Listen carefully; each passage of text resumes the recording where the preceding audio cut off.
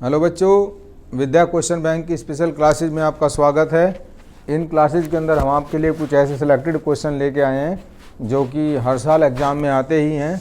इन questions को हम थोड़ा डिस्कस करेंगे, इनको आप ध्यान दे के अपना अच्छे से प्रिपेयर करेंगे। एग्ज़ाम में आपको मिलेंगे तो आप लिखेंगे अच्छे से, तो आपको अच्छे मार्क्स प्राप्त होंगे।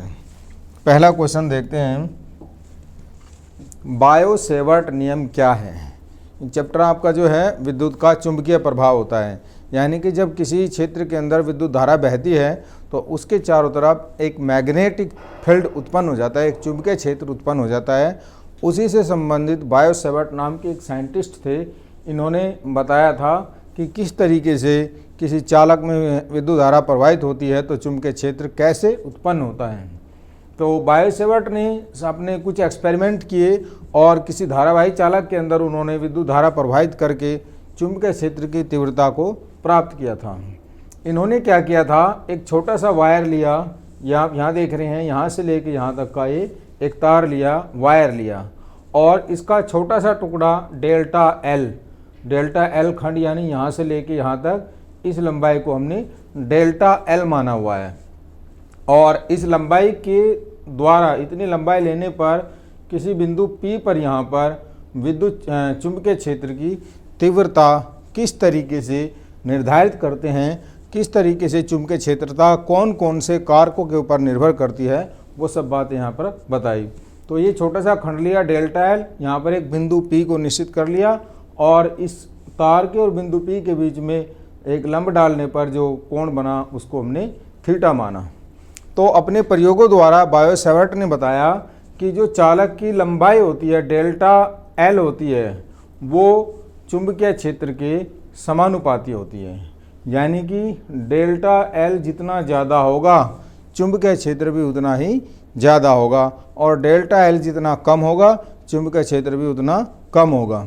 अगर डेल्टा एल को हम यहाँ से यहाँ तक ले ले तो इस पूरे क्षेत्र में चुंबकीय क्षेत्र उत्पन्न हो जाएगा, यानी कि बी का मान भी बढ़ जाएगा।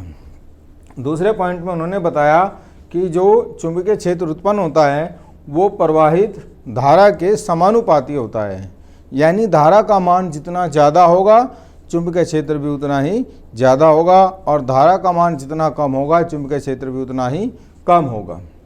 तीसरे पॉइंट में बताया कि चालक खंड से बिंदु की दूरी r के वर्ग के व्युत्क्रमानुपाती होती है, यानी कि जो चुंबकीय क्षेत्र होता है वो बिंदु की दूरी r के वर्ग के व्युत्क्रमानुपाती होता है, यानी जैसे जैसे r बढ़ता चला जाएगा b का मान घटता चला जाएगा, और r का मान घटता चला जाएगा तो b का मान बढ़ता चला जाएगा।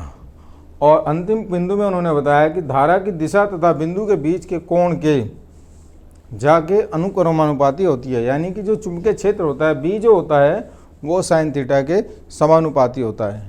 ये वाला कोण जितना ज़्यादा होगा चुंबकीय क्षेत्र भी उतना ही ज़्यादा होगा, और ये कोण जितना कम होगा चुंबकीय क्षेत्र उतना ही कम होगा। तो यही बच्चों बायो सेवर्ट का नियम था। अगला क्वेश्चन देखते हैं। नेक्स्ट क्वेश्चन में 1 मीटर लंबा विद्युत चालक दिया हुआ है, यानी कि जो L दिया हुआ है वो कितना दिया हुआ है, 1 मीटर, L बराबर 1 मीटर, और इसके अंदर जो धारा बह रही है I का मान कितना दिया हुआ है, 2 एम्पियर, और चालक को 2.5 न्यूटन प्रति एम्पियर मीटर तीव्रता वाले चुंबकीय क्षेत्र में 30 डिग्री के कोण पर रखा जाता है। चालक पर लगने वाले चुंबकीय बल की गणना कीजिए। एकदम सीधा सा क्वेश्चन है बच्चों। अगर आपको पता है कि क्वेश्चन के अंदर क्या दिया हुआ है, सबसे पहले वो लिख लो, फिर फॉर्मूला लिख के आप उसको कैलकुलेट कर लेंगे तो सीधे सीधे आपका आंसर आ जाएगा। तो यहाँ पर बी जो दिया हुआ है चुंबकीय क्षेत्र यानी 2.5 न्यूटन पर एम्पियर मीटर, और जो थीटा का मान दिया हुआ है वो 30 डिग्री, और हमसे पूछा क्या है, एफ, यानी कि चुंबकीय चालक पर लगने वाले चुंबकीय क्षेत्र के कारण जो बल है F, उसका मान हमें ज्ञात करना है। फॉर्मूला बच्चों सभी आप लोग जानते हैं, F इक्वल टू क्या होता है, BI/L साइन थीटा। B क्या होता है यहाँ पर, चुंबकीय क्षेत्र होता है, I क्या होता है, प्रवाहित धारा होती है, एल जो होती है चालक के खंड की लंबाई होती है और थीटा जो होता है वो साइन थीटा होता है। तो यहाँ पर सीधे सीधे हम मान रख सकते हैं। बी का मान हमें कितना दिया हुआ है 2.5, आई करंट दी हुई है 2 एम्पियर, लंबाई दी हुई है 1 मीटर और साइन 30। बहुत ही आसान सा क्वेश्चन है और बहुत इंपॉर्टेंट है क्वेश्चन। एग्जाम के अंदर ऐसे डायरेक्ट फॉर्मूला बेस पहुँचे जाते हैं। अगर आपको फॉर्मूला आता है तो क्वेश्चन का आंसर बहुत ही आसान है। इसको सोल्व कर लेंगे तो यह आ जाएगा 2.5 गुणा 2 5 और साइन 30 का मान जो होता है वो 1/2 होता है, यानी कि बराबर 2.5 न्यूटन। जो फोर्स लगेगा, जो विद्युत जो चुंबकीय क्षेत्र के कारण बल लगेगा, उसका मान आएगा 2.5 न्यूटन। अगला क्वेश्चन देखते हैं। नेक्स्ट क्वेश्चन में पूछा गया है कि 1 मीटर लंबे तार में कितनी धारा प्रवाहित की जाए। एल क्या दिया हुआ है यहाँ पर 1 मीटर, कितनी धारा मतलब करंट का मान हमसे पूछा हुआ है कि उसे 1.2 न्यूटन प्रति एम्पियर मीटर।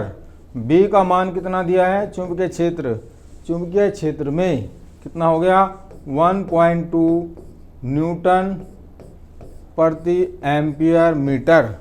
लंबवत रखने पर, लंबवत मतलब थीटा का मान 90 डिग्री यहाँ पर हम ले लेंगे और जो कितना बल उत्पन्न हो सके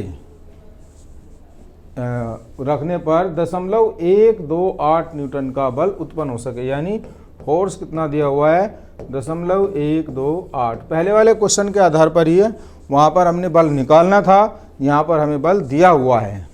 तो क्या करें, सीधा सीधा F equal to BIL sine theta, I बराबर F/BL साइन थीटा।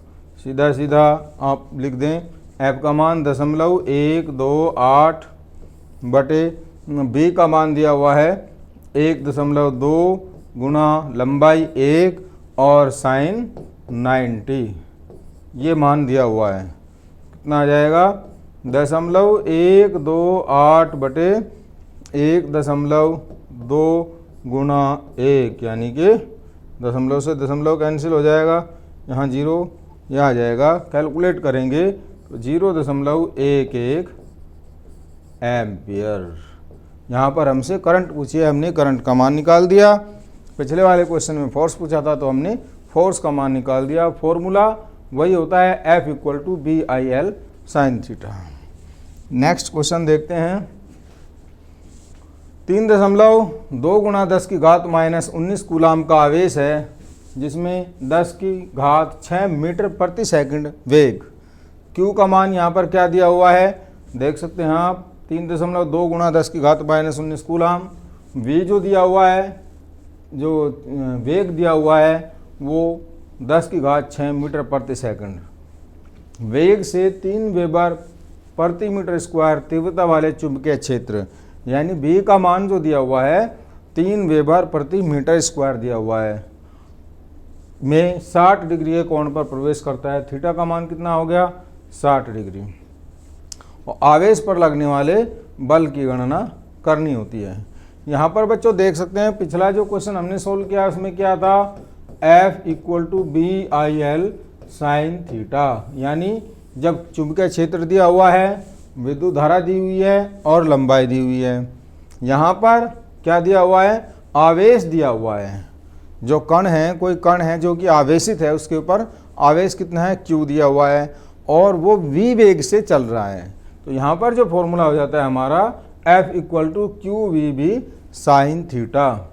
और इसमें यहाँ पर हम डाटा रखेंगे F इक्वल टू Q का मान 3.2 गुणा 10 की घात -19, V का मान 10 की घात 6 और B का मान 3 और साइन 60।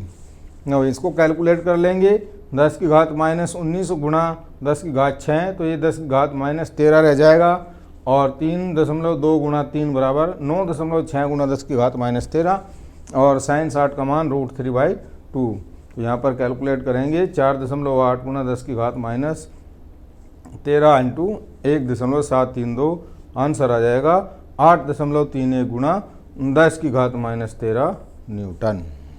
सीधा सीधा फॉर्मूला है, बस क्या करना है आपको, ये देखना है कि डाटा क्या दिया हुआ है, Q दिया हुआ है, V दिया हुआ है, B दिया हुआ है और साइन थीटा दिया हुआ है। सीधे सीधे कैलकुलेट करके आंसर निकाल सकते हैं। अगला क्वेश्चन है, 1 मीटर लंबाई के एक धारावाही चालक में 1 एम्पियर की धारा प्रवाहित हो रही है। इसमें 2 न्यूटन प्रति एम्पियर मीटर के चुंबकीय क्षेत्र में रखा हुआ है। धारावाही चालक पर कार्यकारी बल की गणना कीजिए। यदि चालक क्षेत्र के लंबवत है, यानी कि 90 डिग्री का एंगल है, क्षेत्र के समांतर है, यानी कि जब दो चीज़ें एक दूसरे के समांतर हो जाएंगी तो थीटा का मान 0 हो जाएगा, और 60 डिग्री के कोण पर बना रहा हो। तो यहाँ पर लंबाई हमें पता है 1 मीटर दी हुई है, धारा 1 एम्पियर दी हुई है, और B बराबर 2 न्यूटन प्रति एम्पियर मीटर। तो भाई बच्चों फॉर्मूला लगाना है F=BIL साइन थीटा, इस तरीके से। तो यहाँ पर थीटा का मान पहले लंबवत हो गया तो 90 डिग्री हो गया, तो BIL साइन थीटा 2 गुणा 1 साइन 90, साइन 90 का मान 1 हो गया, 2 गुणा 1 गुणा 1 गुणा 1 बराबर 2 न्यूटन। यदि धारावाही चालक चुंबकीय क्षेत्र के लंबवत रखा हुआ है तो इस केस में लगने वाला बल जो है वो 2 न्यूटन हो जाएगा।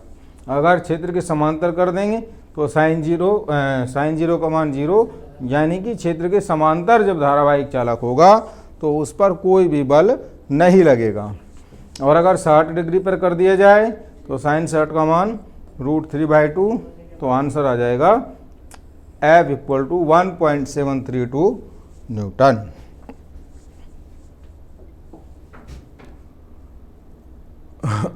अगला क्वेश्चन है, चुंबकीय क्षेत्र में स्थित धारावाही चालक पर लगने वाले बल का सूत्र प्राप्त कीजिए।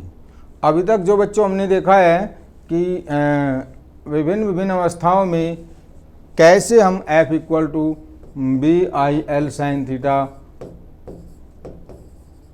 का मान निकालते हैं। तो यहाँ पर चालक की लंबाई L है, प्रवाहित धारा I है, चुंबकीय क्षेत्र B है और कोण जो है वो थीटा है। तो उस पर लगने वाला जो बल होता है वो BIL साइन थीटा होता है। तो यहाँ पर जब चालक और बाह्य चुंबकीय क्षेत्र के समांतर हो, यानी कि चुंबकीय क्षेत्र इस दिशा में है और जो चालक है, चालक भी इसके अंदर जो करंट प्रवाहित हो रही है वो इस दिशा में हो रही है, तो इनके बीच में जो थीटा एंगल होगा, थीटा का मान कितना हो जाएगा, वो 0 हो जाएगा। समांतर अवस्था में थीटा का मान 0 हो जाएगा।